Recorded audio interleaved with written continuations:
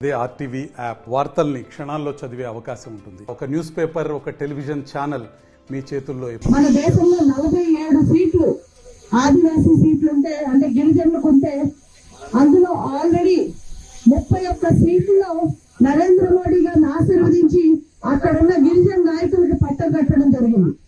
అంటే దేశంలో ఆల్మోస్ట్ 80%, 80% సీట్లలో బీజేపీ ప్రభుత్వం ఈ రోజు ఆదివాసీలకి సేవలు చేస్తున్న పరిస్థితి మనం చూస్తున్నాం. అలాగే మన అరకు ప్రాంతంలో ఎన్నో రకాల సమస్యలు ఉన్నాయి. మనం చూస్తే ఈ రోజు ఒక్క ఛాన్స్ అని వచ్చిన జగన్ మన జీవితంలో మనకు ఒక్క ఛాన్స్ లేకుండా చేసేసాడు. అవునా? మనకి చివరికి విద్య మనకు వైద్యం సరిగ్గా అందట్లేదు, డాక్టర్లు ఉండట్లేదు, డాక్టర్లు ఉంటే మందులు ఉండట్లేదు, ఇప్పటికీ డోల కష్టాలు తప్పట్లేదు. గిరిజన ప్రాంతాల్లోకి ఇంకా రోడ్ల సౌకర్యం పూర్తిగా రాలేదు. అంబులెన్స్ ఇచ్చినా కూడా అంబులెన్స్ లో కనీసం పెట్రోల్ కొట్టించి తిప్పే అవకాశం కూడా లేకుండా అంబులెన్స్ పక్కన కూర్చోబెట్టిన పరిస్థితి మనం చూస్తున్నాం. అదే చూస్తే మనకి ఈ రోజు కూడా కేంద్ర ప్రభుత్వం ఎన్ని నిధులు మనకి ఇస్తున్నా సరే మన గిరిజనులందరికీ సొంత ఇంటి కళ నెరవేర్చాలంటే, ఇందాక మన రాజారావు గారు చెప్పారు, ఎవరికి ఇల్లు లేవు, ఇల్లు రావట్లేదు. ఇల్లే కాదు, మంచి నీళ్లు కూడా ఈ రోజు మన బిడ్డలకు మంచి నీళ్లు కూడా ఇవ్వలేని పరిస్థితిలో మన రాష్ట్ర ప్రభుత్వం ఉంది. ప్రధానమంత్రి గారు జల్ జీవన్ మిషన్ ద్వారా ప్రతి ఇంటికి మంచినీరు అందించాలని సంకల్పిస్తే, ఇక్కడ మన రాష్ట్ర ప్రభుత్వం, మన సైకో మనకి మంచినీళ్ళు కూడా ఇవ్వకుండా ప్రజలు ఎప్పుడు కూడా అలాగే అవసరాలతో ఉంటేనే అతనికి పట్టం పెడతారు అని చెప్పి అబద్ధాలు చెప్పుకుంటూ ప్రతి ఒక్కరిని ఈ రోజు గిరిజనుని కంప్లీట్ గా మోసం చేశాడు. మన సప్లై నిధులు ఉన్నాయమ్మా? ట్రైకార్ లోన్స్ వస్తున్నాయా?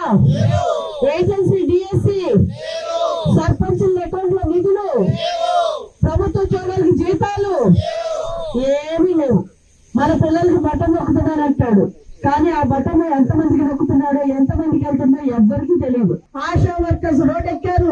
ప్రతి ఒక్క సామాజిక వర్గం, ప్రతి ఒక్కరిని కూడా మోసం చేసుకుంటూ మీకు మంచి జరిగితే ఓటేయండి అంటున్నాడు జగన్. మీకు మంచి జరిగిందా?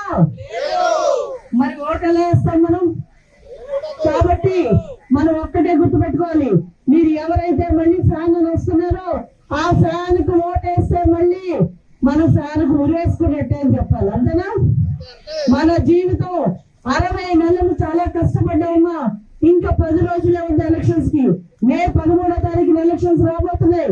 జగన్మోహన్ రెడ్డి చరిత్ర అక్కడితో ముగిసిపోతుంది. ఆయన ఇంటికి వెళ్తాడో, జైలుకి వెళ్తాడో, రీహాబిలిటేషన్ సెంటర్కి వెళ్తాడో, సైకో కదా, ట్రీట్మెంట్ తీసుకోవాలి కదా, పాపం హాస్పిటల్కి వెళ్తాడో, ఎక్కడికి వెళ్తాడో మనకు తెలియదు. కానీ మన ప్రజలు మాత్రం మనం ఒకటే చెప్తాం, hello AP, by by by by YCP. YCP వద్దు, మాకొద్దు జగన్, అంతే కదా. మాకు జగన్ వద్దు. గిరిజనులు మోసం చేశాడు, యువకుల్ని మోసం చేశాడు, మహిళల్ని మోసం చేశాడు. మహిళల మీద అరాచకాలు జరుగుతున్నాయి. మన ప్రాంతంలో ఉన్న యువకుల్ని, మహిళల్ని చాలా మంది ఈ రోజు జైలుల్లో ఉన్నారు. ఎందుకంటే వారి మనుషులందరూ కూడా ఇక్కడ వ్యాపారాలు చేసుకుంటూ, గంజాయి వ్యాపారం చేసుకుంటూ గిరిజన మీద అక్రమ కేసులు పెడుతున్నారు. అవునా కాదా? ఈ రోజు మన ప్రాంతాన్ని కాపాడుకోవాలన్నా, మన బిడ్డల భవిష్యత్తు బాగుండాలన్నా, మీరు చూస్తే ఈ రోజు పవన్ కళ్యాణ్ గారు హాయిగా ఏసీ గదుల్లో ఉండొచ్చు, ఆయన హాయిగా షూటింగ్ చేసుకోవచ్చు, వేల కోట్లు సంపాదించవచ్చు. అలాంటిది ఆ ఒక్క రూపాయి కూడా ప్రజలకు అందాలని చెప్పి ఈ రోజు ఆయన నేను సైతం బయటకు వచ్చి ఈ రోజు మనం చూస్తే ఎండనక వాననక బయట మన బిడ్డల కోసం, మన బిడ్డల భవిష్యత్తు కోసం అనుక్షణం తప్పిస్తూ వ్యతిరేక ఓటు చేయలేమని చెప్పి ఒక నినాదం తీసుకుని ఈ రోజు టీడీపీ, జనసేన, బీజేపీ కలిసి మన బిడ్డల భవిష్యత్తు కోసం, మన ఆంధ్రప్రదేశ్ భవిష్యత్తు కోసం, ఆంధ్రప్రదేశ్ ప్రతి బిడ్డ బాగుండాలి, మన జీవితాలు బాగు చేయడం కోసం ఈ రోజు ఒక సంకల్పాన్ని తీసుకున్నారు. ఆ సంకల్పం ఏంటంటే, ఈ రాక్షస ప్రభుత్వాన్ని పడగొట్టాలి, ఈ ప్రజా వ్యతిరేక ప్రభుత్వాన్ని పడగొట్టాలి. మన బిడ్డల జీవితాలు 20 సంవత్సరాలు వెనక్కి తీసుకెళ్లిపోయిన పరిస్థితి రోజు చూస్తున్నాం. రాష్ట్రానికి పిల్లల చివరికి రాజధాని ఏదని చెప్పే పరిస్థితి కూడా లేకుండా చేశారు. ఎమ్మెల్యే, ఎంపీ అభ్యర్థి ఇద్దరు కూడా బీజేపీ నుంచి పోటీ చేయట్లేదు. మన అరకు ప్రాంతంలో ఒకటే గుర్తుంది. ఇప్పుడు ఈ